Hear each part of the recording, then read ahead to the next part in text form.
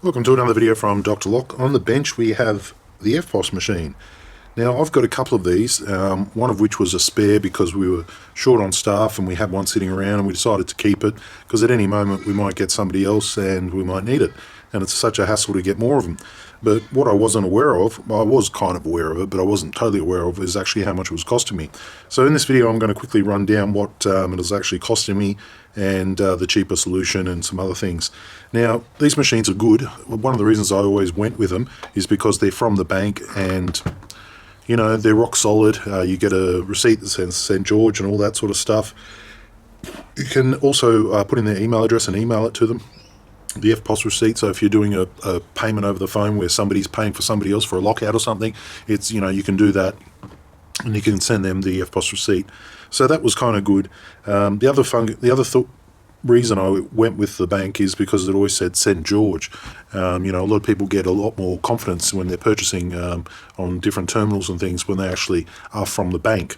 And when they're using the same machine they're using at any other type of store like a Coles or a Woolworths, then they're kind of used to those machines, so they're getting more confidence using that device. With the one that we had sitting around, it was actually costing us $47 per month. Not only that, there is fees as well if you don't use it. They did charge me that a few times on the previous machines, but generally speaking it's minimum $47 per month. So if you don't use it, it sits there 47, and then if you do use it, you do have to pay a percentage on top. Now the percentages are generally I think 1.6 or something like that. So when I compared it against other systems such as this one here, this Square, they were quite comparative. If the card's not there, you're paying 2%, but generally speaking, you're paying about 1.4, 1.6, so it's all much of a muchness. You can still process payments over the phone as well with this, and you can also, you've got an online terminal as well. So not only do you have the machine out there in the field, your office can be processing through the same type of merchant, and it's not costing you any extra fees to have it. What we were doing is we had the EFTPOS machine, which could then be used in the field and then brought back to the office, and we had this spare one, and it just wasn't cost effective. And it wasn't cost effective to move one machine from here to here and then call people up when they're busy. Oh, can you process this and that through your terminal and stuff? So we definitely need one in the office, and we definitely need one out on the road. So using Square allows me to do that, and there is no merchant fee. There is no $47. You're just paying for the transactions. So that was a big bonus. That's one of the reasons why I bought a Square and will be moving over to it. That was one kind of reason. With this one here as well, it only accepts all the regular card payments, everything except for Amex, Master, Visa, EFTPOS, debit, over the phone. So that's what that does. We have had a few issues in the past. We've lost a machine. That was a $500 lesson, and these Square terminals here, they're coming in at $300. So if you lose your machine, you're already $200 better off. You just go down to Officeworks, purchase a new one, set it up, and away you go. So once again, there's another benefit. Then I had a look at what this machine can do, and one of the benefits that this machine can't do is afterpay. Now, being an emergency locksmith, if you get somebody, let's say, who's in a bad way, okay, and they need to change their locks instantly, and it's something they haven't budgeted for, they don't have the money for, they're like the rest of us, just balancing their budget, and all of a sudden they've got to find $500-600 in the middle of the night on a weekend to get a locksmith in to change all their locks so that they can feel safe and go to sleep. But unfortunately, they don't have the money this week, and they won't have it next week. So that's where the option of afterpay comes in. Now, the Square actually has it built in, and I was just reading up the literature just before I did this video, and it does say process first, because if the person has afterpay, that's fine, but they might not have available funds in that afterpay to pay for the service. So if you process first, you're doing well. It also helps out, I've noticed, with the car keys, because car keys, you're in that exact position. Oh shit, I've lost my car key, need it now, and don't have the money now. A lot of people do have afterpay. Originally, we did use afterpay on our online shop, and what we were finding is it was for a lot of people who didn't have the money, and we noticed that a bit with the car keys as well. So for people who actually didn't really have the money, so that was a bit of an issue. As where when you're using it for emergencies and stuff like that, yeah, they might not have the money straight away, but they will, you know, over the next few weeks. So how do I put this? We're getting a lot of people who had no money and, you know, maxed out their afterpay trying to use it when it was on the online service. And in person, yeah, we were getting a lot lower quality customers wanting to use Afterpay, so we decided not to use Afterpay. But on saying that, the terminal now does come with it, so if there are instances where the customer is good and you're wanting to offer that service, you've actually got it. So before, I actually had to go through Afterpay, set up a whole new merchant account. They wanted fees, they wanted this, they wanted integration. They had the worst tech support ever. Some guy with a Pommy accent, completely rude, push you off, you were insignificant, you were wasting his time by needing any of his help or anything. So it was a real battle to use Afterpay when it was on the online. And when I realised, well, you know, what do we need this for? It's for people who don't have the money or purchasing, so we decided not to do it for the online. But in person, because you can process the payment first before you do any work, it is a good feature to have. Whether we use it or not, don't know. Hopefully it'll help out one of our customers in the future. So that's a good feature to have over this terminal here. Now, by having this terminal, and this is what kind of gave me the shits, we had this sitting around for 2 years, and that's $47 per month. So you can pretty much just add up straight away. There's, you know, what's that, $600 a year, so you know what I mean, $1,200 gone to waste on this. So $1,200. So if I was to just go buy a Square terminal, I would be $900 over 2 years in front. So that's just lost revenue. One of the other problems we had as well is the battery now has got a memory effect on it after a couple of years. So I'm going to be sending this terminal back and cancelling that merchant facility and just using Square. Well, some of the other benefits here, just to quickly run over, is Square allows you to set up, deposit into your own bank account or the bank account of your choice. As we're with the one from the bank, it has to be your business account. So Square is a little bit more flexible on that, which is good because sometimes you might want to use your EFTPOS machine at the markets or for some other side gig that you've got going, and you don't want it all going through your business account, inflating your business account and inflating your tax statements. So by having the Square one, you can nominate different bank accounts. It makes it a little bit easier rather than everything going into the one account and then you having to split it up at the end of the week. So that gives you options. And I thought for those reasons, I'm going to give Square a go. Now leave down in the comments what your thoughts are. I know there are some downfalls. One of the downfalls was when I was reading about a few years ago was for cashbacks or something along those lines. We don't have too many issues with that. Most of our customers, it's their card, they're paying in person, so it's not really an issue. And yeah, so for those big primary reasons, we decided to start to use the Square terminal. We're going to try one or two, see how it goes, return the one that we've wasted a lot of money sitting on the shelf, and then take it from there. So, all right, let's get into it. I'm going to be using my little Temu knife, and we're just going to open it up. I'm just going to do a quick unboxing, then I'm going to charge it up. I'm going to do the setup. I'm not going to do that because it's got personal information, but what I will do is just take you through and show you what's in the box. Now these are, we don't sell these, we're not sponsored by them. You just go to Officeworks, you can buy it. I paid $2.98, which is a fairly cheap price for a merchant terminal. Getting it out of the box seems to be quite difficult. Well, we push, we pull, we rip. I've already cut the little thingies.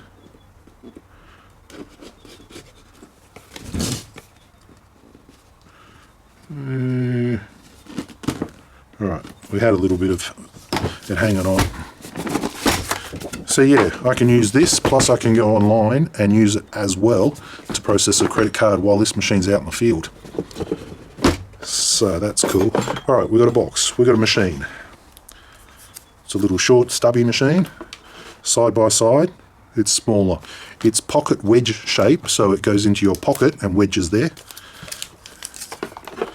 Okay, we have some camera mount here as well, I guess if you want to mount it on a tripod.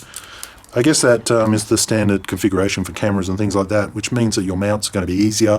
If you want to use a action camera mount and you know you're at the markets or something and you want to mount it there, I guess you could. Which is pretty good. You've got your C type, which is the exact same one you've got on the side of this, just C. On size wise, you're looking, it's a fair bit smaller. You've got a card swipe on the side here, you've got the card swipe on the side there, you've got a tapping area there, and you've got a tapping area there. The biggest difference here I can see is this one does not spit out paper. So you do not have your paper like these ones here. Now this actually cost me because I processed the transaction, it came up with approved, and then it said print customer's receipt. I said yes. I ran out of paper, and when I went back to the car and reprinted it, it said declined. And I was like, okay, well, it just said approved, but it actually then declined because it didn't print out the following receipt, which I was not happy about. All right, so we got paper. I am wrong. There must be paper in here. All right, let's just check out this first. What do we got here? All right, so we have a little black box.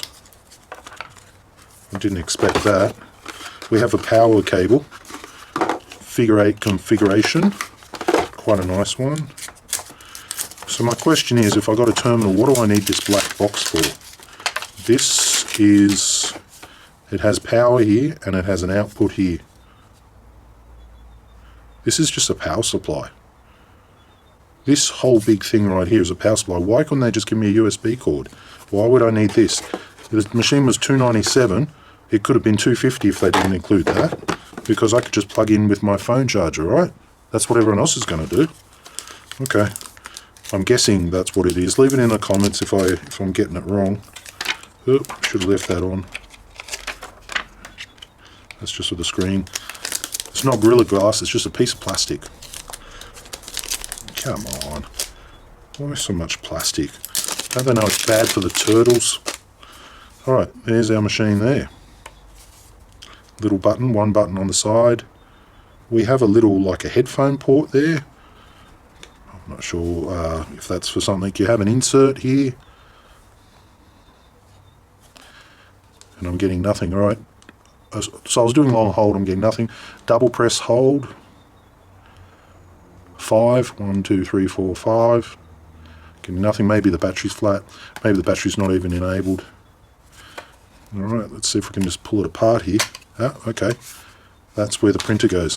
As far as EFTPOS rolls, these are looking like my same ones I'm using for my standard merchant. And I've got a ton of them. I hope they are. Yep, they are. Which is good. I don't know why my battery's flat, because generally they don't let these batteries go too flat. If you do, you can have a memory effect. There's no indication of where this paper goes, whether it goes roll over or roll under, but I'm guessing that's the way it goes. Alright, let's take this out and plug this in. So, by default, I'm getting it as completely flat.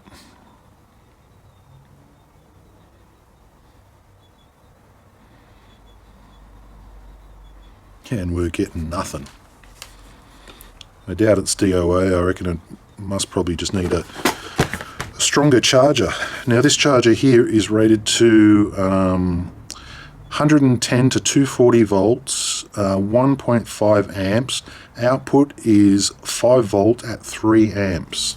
Okay, so that's the strongest kind of charger you can get, which means this will have to, I'm not getting any green lights on it or anything telling me it's charging. Just hold that down for a minute. Waiting, waiting, waiting. The next question is that how is this communicating with the bank? Is there a SIM card in here? Is there not? Can we pull this apart? Do we not? Does it pair up to your phone? I'm guessing that when it turns on, it actually pairs up with your phone. It doesn't look like you can pull it apart there. It doesn't look like you can pull it apart there. So, when all else fails, we go to the instructions.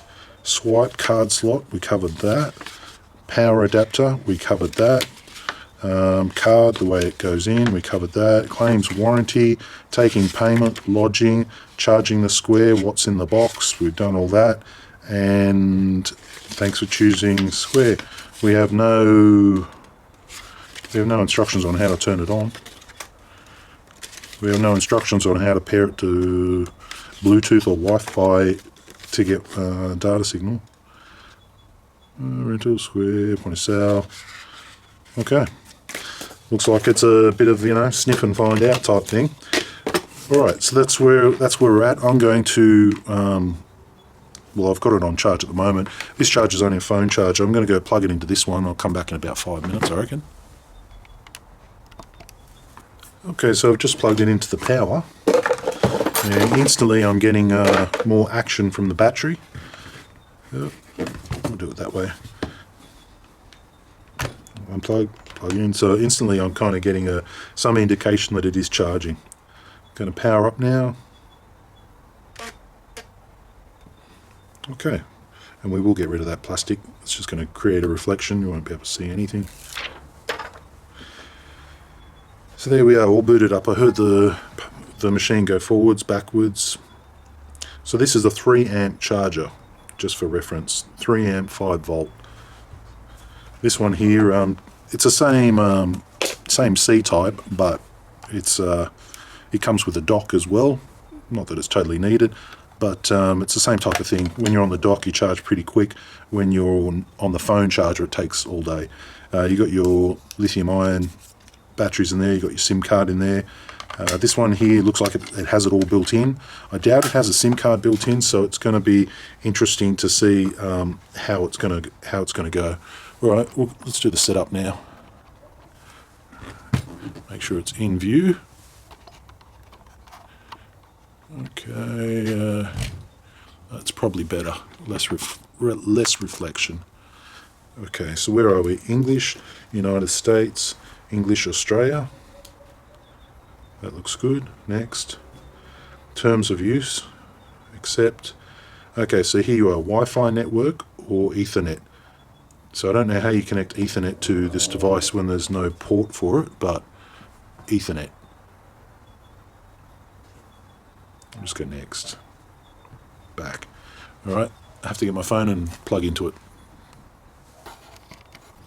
Okay, first test. So I've put in my email address, put in the language, connected up to my mobile phone, wireless hotspot, plugged it in, let it charge up for a little bit, and then it's downloaded. So now we're pretty much doing our first transaction. One of the things I'm noticing is that some of the features I put in online, on the online browser, the service call, it's already actually in there, which is good. Looks like you can have a few created things to save you time and effort. So you can just hit that and hit that, which is kind of like a POS point of sale. So I'm just looking at it now. I've never looked over this in the past. Items, gift, reward, service charge, and all these sorts of things. Let's just go to keypad. All right, let's just put in $1, just for argument's sake. Let's charge it, and let's just see how it functions. All right, let's present ourselves a card at the back.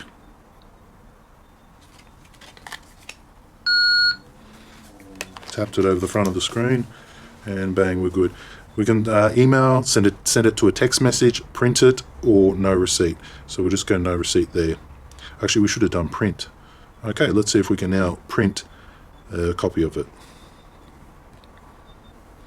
So new sale we'll get out of there. Library, rewards, discount, services, charges. Okay, how do we go back? Transactions. And we can find that transaction right here. And print gift receipt. New receipt, issue refund. Let's just print gift receipt. Okay, so it's got the company name, the phone number, the ABM, the time, the date, and all of that. No little page cutter, but that seemed to work okay there as well. All right, so everything pretty much is just like a normal EFTPOS. What we would like to find out for is how to do pay later. Order, invoices, reports, online customers balance, add-ons, referral support, settings, notifications, no, transactions, check out. Okay, so let's try something here. Let's go check out. All right, we'll push charge. No, confirm, that's nothing. Check out, no, we can't do that. All right, services, build your services. Okay, so these are all preset. We don't want any of that. Keypad. All right, let's try putting in $10 this time. Okay, and then we're going to see if we can do some sort of pay ID, sorry, not pay ID, pay later. Tap, insert cash, manual card entry, gift card, card on file, invoice, more. Check, oh, no, it's not a check. Other gift certificates, other payment types, amount of tracking purposes, payment record. Okay, so doing some sort of pay later is going to require some sort of reading and information. Looks like I can't do one straight off the bat by being a novice. Okay, and I've got a lot more crap on here than I need for an EFTPOS machine. Order, sales report, item, customers, online. What's online? Okay, selling online. No. Anyway, we're getting a lot more than what we need. And I'm surprised, maybe if I had a pay in 4 card or an afterpay card, I could just tap it. I don't know. I'm going to have to find out how that works. Now, one other question I wanted to really know about is what happens when the phone is, sorry, you turn this off.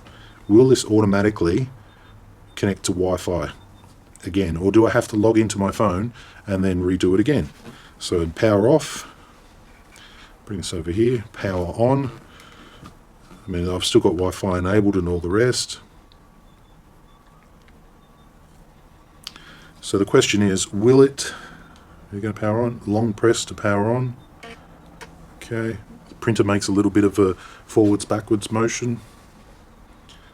Will it automatically sync to my mobile phone if my Wi-Fi hotspot has already been enabled, or will I have to go through each and every time and enable it? Because that's a bit of a pain in the bum. And on saying that too, is this terminal really necessary considering that most modern phones can actually accept tap to pay? As long as your customers are happy sort of tapping their card against your phone, it does seem a little dicey. Okay, so we got signal straight away. It's got signal. It's not an Android interface. More. Balance of settings. No, don't want that. Security settings, account settings, orders, add-ons, payments, payment links. Alright, so that's if you want to send them a link and then they can pay you that way. To be honest with you, I'm not really familiar with that. But at least that answered the question. As long as my mobile roaming is on my phone, that will actually chew up more battery on your phone by having it running all the time. But on saying that too, if you're processing a few payments or the rest, I guess it really wouldn't matter. But it does automatically do that without needing to pair back up. So I think that's a positive. Okay, so I'm back. I've got my phone and we're up to network. So Wi-Fi network, and it's going to search for everything it can. And we're going to go to the phone and go hotspot, mobile tethering, mobile hotspot. And then we're going to look for the phone, which is not there yet. See every other one. Show unsecured networks. No. We don't want to join that. Oh, there it is there at the top. Okay, now we put in our password for security reasons. I'll just quickly do that off screen.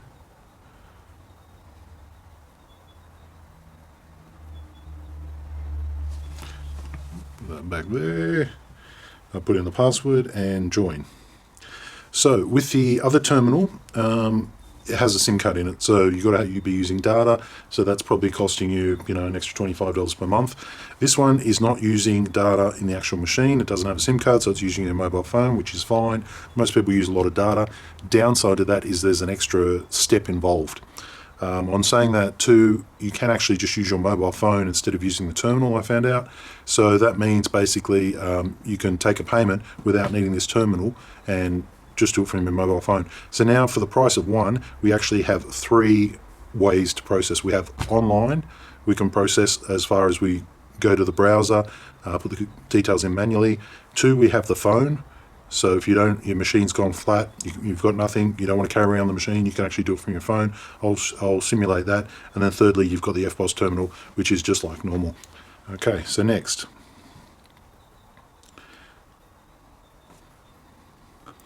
I will bring up Square. Where is Square? Where is Square? Where is Square? There it is. Pacific time, so we are 10 plus. Where is that? 10 plus. So I'm just setting up the time. Next. Okay, so now I have to sign in. I'll sign in. I'll do that in a minute. I'm already signed in here. I won't go through the rest of the procedure there because I don't want to waste any more time, and that's fairly straightforward. Let me demonstrate this. I have my own key card here, and I'm just going to do $1. Okay, charge, tap to pay, and you simply just place the card underneath. Done. and we don't need a receipt, no receipt. Okay, so hopefully won't show any more details. Okay, so basically this Square over the other terminal, there are some benefits of using the bank one, I get it, but on saying that too, this Square one is offering more benefits. First one is the Afterpay. Second one is the mobile phone functionality, so that you can actually use your mobile phone instead of needing the machine. These have caused me so much troubles. Left it at home on charge, it's flat, it's back in the office, anything along those lines, it's out of paper. They can be a bit of a headache. One more thing to charge, one more thing to carry. As where you've always got your mobile phone on you, so that is definitely a big advantage, to be able to do it on the fly and just use tap payment, either credit card or EFTPOS, as long as it's a tap, which most people are using these days. You can go phone to phone and all the rest if they use their phone to tap if they don't have their card. So that's a benefit. Also, having the ability to actually process it online and not need one for our office is also another benefit as well. So in theory, I should be able to get rid of 2 machines. So that will save me a lot of money, and I'll probably get rid of the third bank merchant facility once I've tested, made sure all the bugs are out of it and all the rest. But for me, if I have this system sitting there for the next 12 months, it's not going to cost me anything. As with the other one, it's costing me $47 per month plus the same fee. So it really does kind of make sense. So that's the unboxing and a bit of a tutorial on the Square terminal. Let me know what you think down in the comments. Have you had any problems with it? Being a mobile locksmith, there's other people out there as well who are processing payments on the go, on the fly. And if you've experienced problems, it's good to know how to avoid them, such as, like I was saying before, one way to avoid some problems is to process your payment before you do the work when you're doing Afterpay, just to make sure it goes through. I guess that's very similar to any sort of EFTPOS payment if you feel the customer may or may not have the money. The mobile phone one's great. Means you don't have to log on to Wi-Fi on the machine. You don't have to boot the machine. You don't have to log on to Wi-Fi and all the rest. So that's a big advantage. The machine itself is good enough to pass as a standard EFTPOS machine terminal. I mean, just look at it. It looks the same. It does the same. So I'm sure there'll be no issues with that there. Yeah, all in all, I think they're actually giving a better product at a better price. Leave your comments down below. Thanks for watching.